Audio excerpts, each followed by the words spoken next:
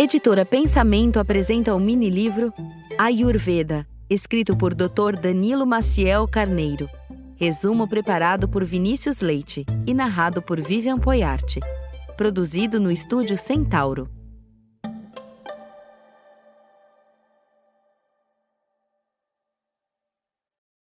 O Ayurveda consiste na terapia indiana milenar que utiliza técnicas de massagem, nutrição, aromoterapia, fitoterapia, dentre outras técnicas naturais, como método de diagnóstico, prevenção e cura de doenças com base nos estudos do corpo, da alma e da mente de forma integrada. É provavelmente o sistema de saber médico tradicional mais antigo do mundo. Literalmente, Ayus, em sânscrito, quer dizer vida, e Veda quer dizer ciência ou conhecimento. Proveniente da Índia e datado de mais de 5.000 anos, muitos dizem que Ayurveda, a ciência da vida, seria a grande fonte, a ciência-mãe, e que dele emanaria todas as outras racionalidades médicas do mundo. Os grandes médicos da antiguidade certamente beberam dessa fonte e nela se inspiraram para o desenvolvimento de outras racionalidades médicas. O Ayurveda pode ser considerado um sistema de prevenção e promoção de saúde, na medida em que preconiza a observação de hábitos adequados para a conquista de uma vida mais saudável. Ele nos ensina que, para ter saúde, é preciso que o ser humano viva totalmente integrado com a natureza e conectado com seus ritmos naturais. Quando a doença aparece no corpo físico, ela já se encontra em um estado avançado no plano energético. Uma intervenção nesse momento serviria apenas para minimizar os efeitos, mas não seria capaz de solucionar a verdadeira causa, que se encontra distante. Esse tipo de ciência é muito mais ampla do que os limites do corpo físico e se utiliza também de vários outros recursos para proporcionar uma vida saudável, tais como a prática do yoga e da meditação.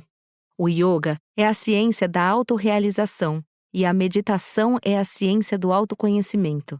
Quando praticadas juntas, elas nos conduzem a uma evolução como seres humanos, nos levam ao autoconhecimento e ao autodesenvolvimento. Além disso, segundo o Ayurveda, cada ser humano é único e individual e, como tal, deve ser tratado. Assim, o Ayurveda preconiza técnicas específicas para a prática do yoga de acordo com as características individuais, bem como métodos personalizados de meditação. Até mesmo as indicações de ervas medicinais e a orientação alimentar são adequadas para cada pessoa e para cada situação em especial. Tudo isso e muito mais para que você aprenda a inserir aos poucos em sua vida hábitos saudáveis. O Ayurveda ainda não é reconhecido no Brasil como uma especialidade em medicina. Apesar de toda sua eficácia e poder, pode ainda levar algum tempo até que isso aconteça. Daí a importância de termos médicos brasileiros estudiosos desse tema. Médicos que tenham conhecimento da nossa população, dos nossos hábitos, da nossa cultura. Enfim, dos detalhes que são específicos e peculiares a cada região. Esse é o caso do Dr. Danilo Carneiro, médico homeopata e sanitarista, formado no Brasil, especialista em medicina preventiva e social. Dedicando-se profundamente ao longo do tempo ao estudo das ervas brasileiras, o Dr. Danilo, sem dúvida, se tornou um dos maiores experts nesse assunto no nosso país. Através de anos de dedicação total, o Dr. Danilo faz uma comparação entre nossas ervas brasileiras e as ervas indianas. Conhece profundamente os efeitos de cada uma delas e como podem ser usadas não só nos tratamentos ayurvédicos, mas também na prevenção das doenças e na promoção da saúde. Dividido em capítulos que abordam a história, fundamentos e preceitos da medicina ayurvédica, além dos elementos que constituem os pontos de ação dessa metodologia terapêutica, o Dr. Danilo ensina neste livro várias maneiras pelas quais podemos utilizar nossas ervas e nossos alimentos dentro do método ayurvédico, otimizando e potencializando seus efeitos e propriedades.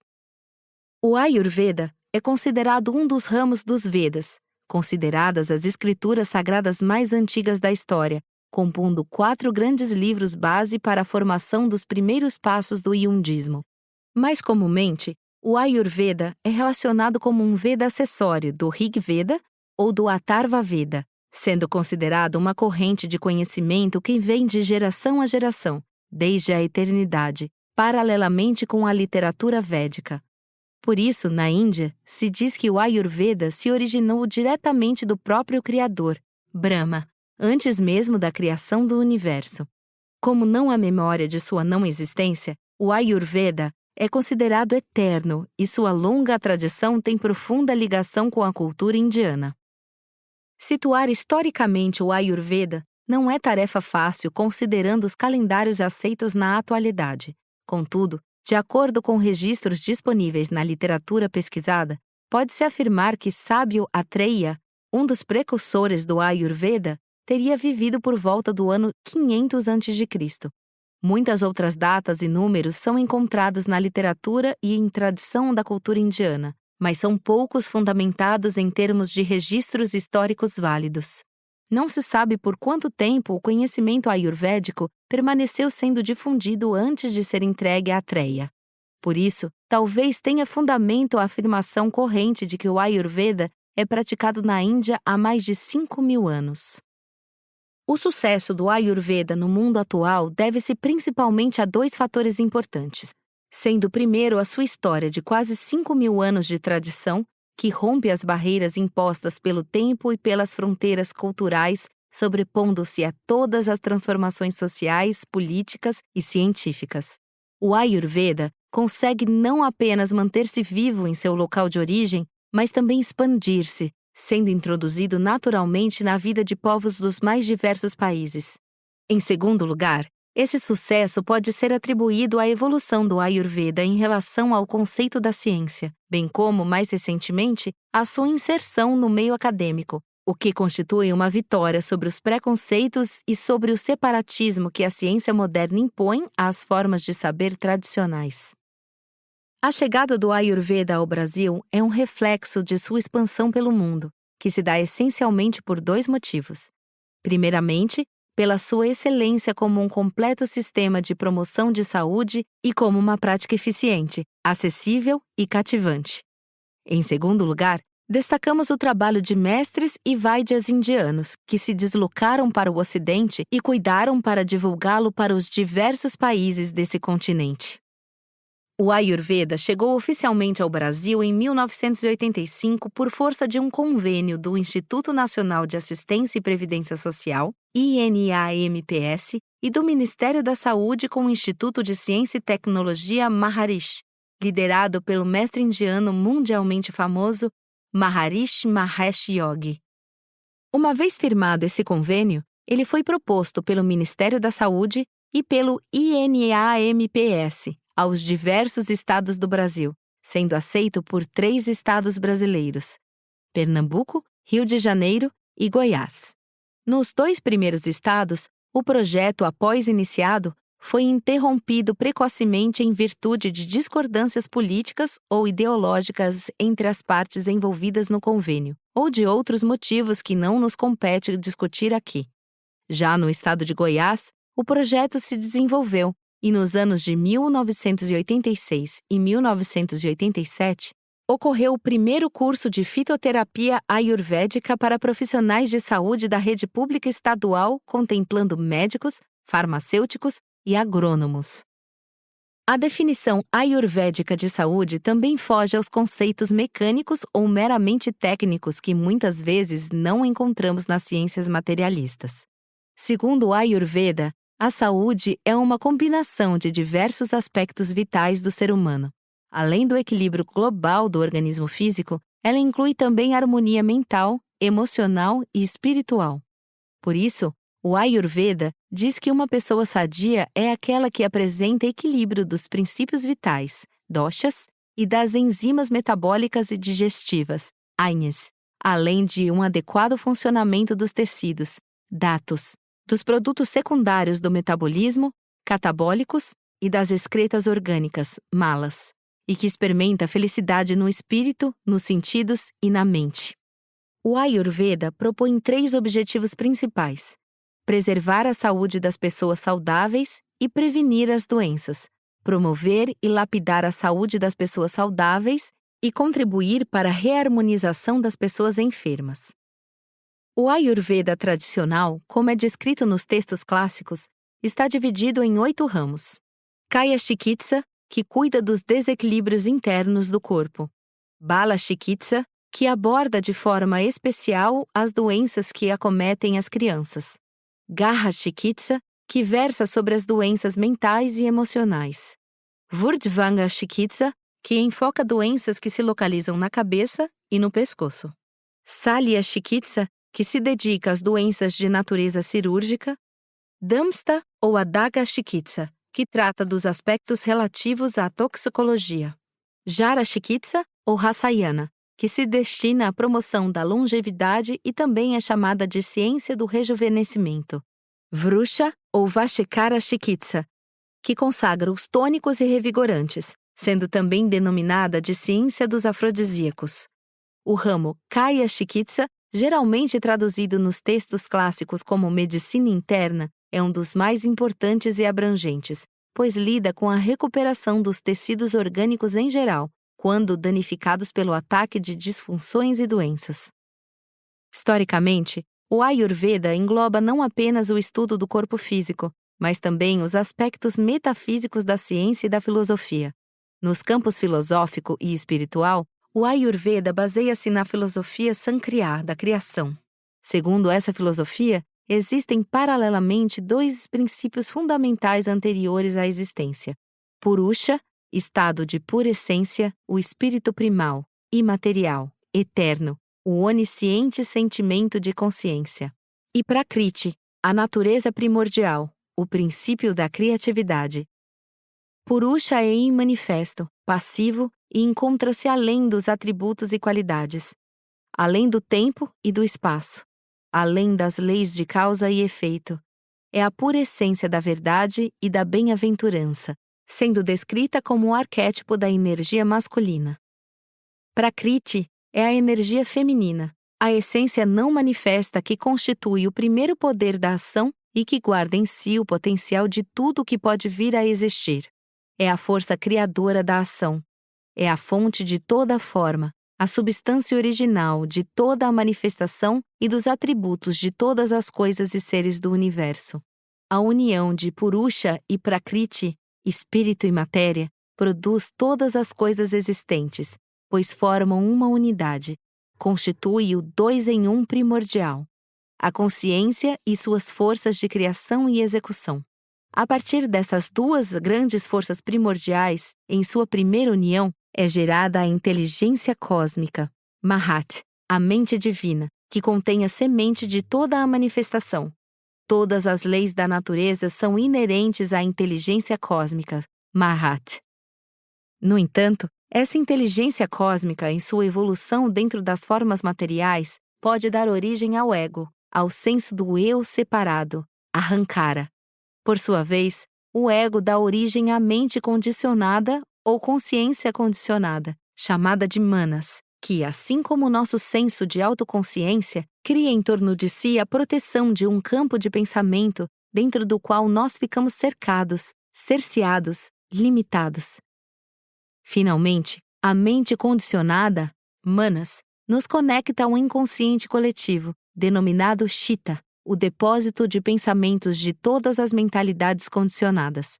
Por intermédio de Chitta, nós permanecemos sob a influência dos padrões de pensamento, das compulsões e das forças latentes dos estágios anteriores da evolução mental e espiritual, conduzidos muitas vezes de volta ao domínio dos instintos animais, ou mais aquém.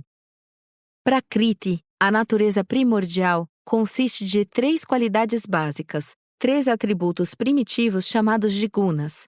Sattva, o princípio da luz e da harmonia. Rajas, o princípio da energia e da atividade. E Tamas, o princípio da inércia e da resistência. Os 3 gunas combinam-se para formar os 5 elementos. Panchamahabhutas, a base de toda a criação do mundo físico.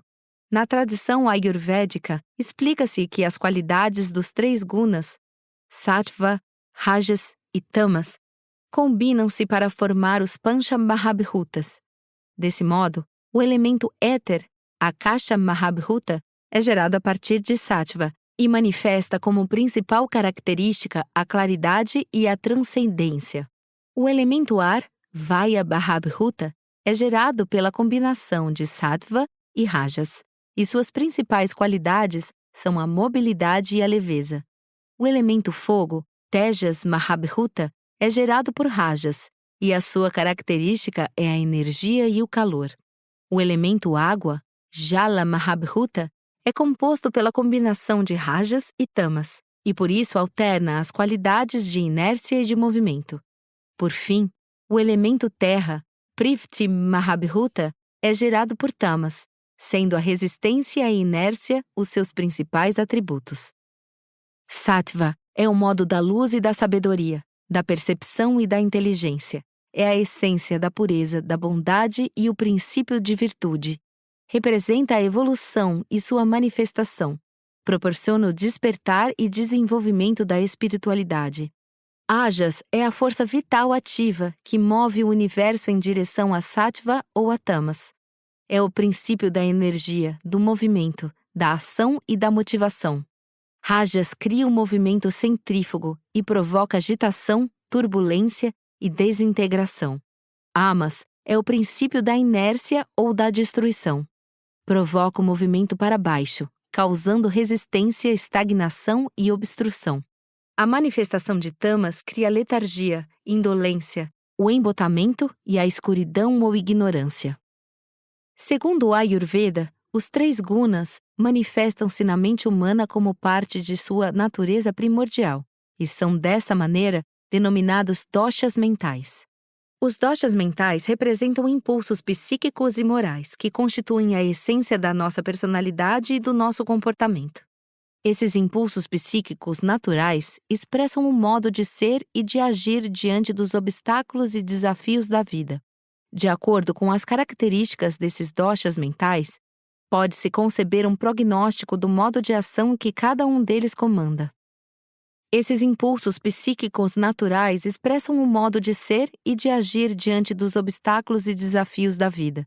De acordo com as características desses doshas mentais, pode-se conceber um prognóstico do modo de ação que cada um deles comanda. Os 5 elementos básicos da natureza são éter, ar, fogo, água e terra. Os grandes elementos são encontrados em todas as esferas da criação, da física quântica até os níveis mais densos de estruturas, tais como o corpo humano, os animais, as árvores, as plantas, as pedras, a água dos rios, o vento, a chuva, etc. Qualquer coisa encontrada em qualquer campo da criação física é uma combinação deles. Os 5 grandes elementos, componentes básicos de toda a criação física, manifestam-se na fisiologia humana sob a forma de 3 princípios governantes fundamentais, os 3 princípios vitais, Vata, Pitta e Kapha, que são os elementos fundamentais responsáveis por todos os fenômenos físicos, psíquicos e fisiológicos do organismo. Os 3 doshas se formam pela combinação dos 5 elementos dentro do corpo. Pode-se dizer que os 5 elementos se plasmam no corpo sob a forma dos doshas. Isso permite lembrar que todos os constituintes do corpo são derivados dos 5 elementos. Desse modo, os doshas também são compostos pelos 5 elementos. O termo Vata é derivado do radical Va, que significa movimento e sensação de estímulo.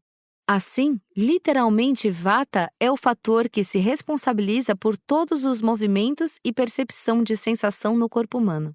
Já o Vita possui por principais funções governar todas as transformações ocorridas no processo vital, todas as fases da digestão e do metabolismo que ocorrem na fisiologia.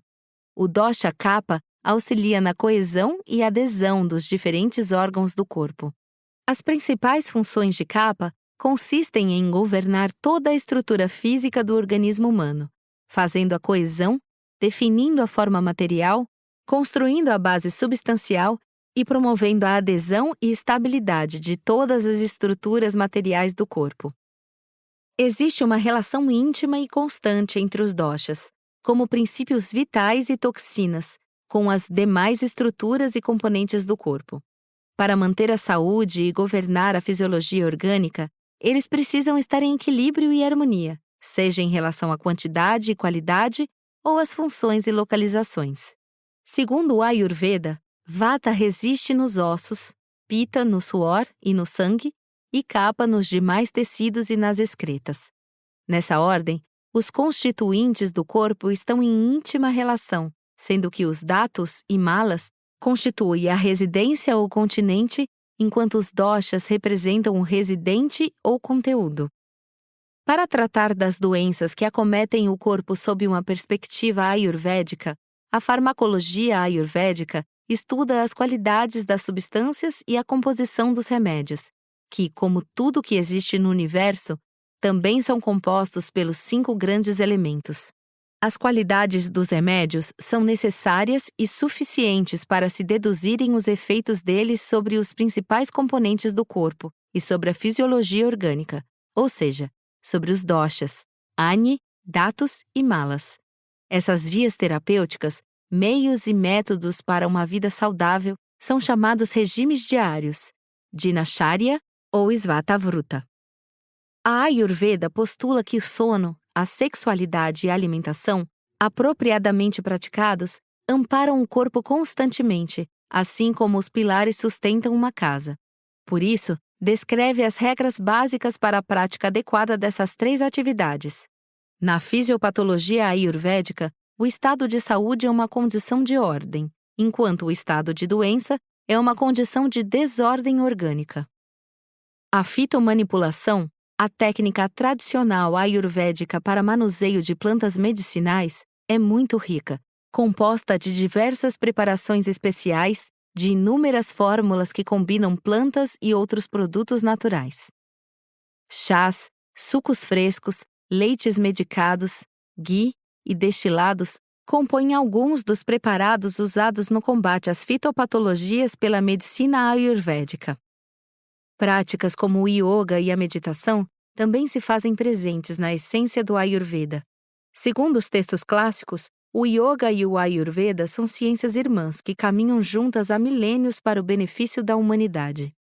A partir de técnicas holísticas e fisiologicamente integradas, o Ayurveda propõe um sistema simples, porém eficaz no combate às mazelas do corpo, da mente e do espírito.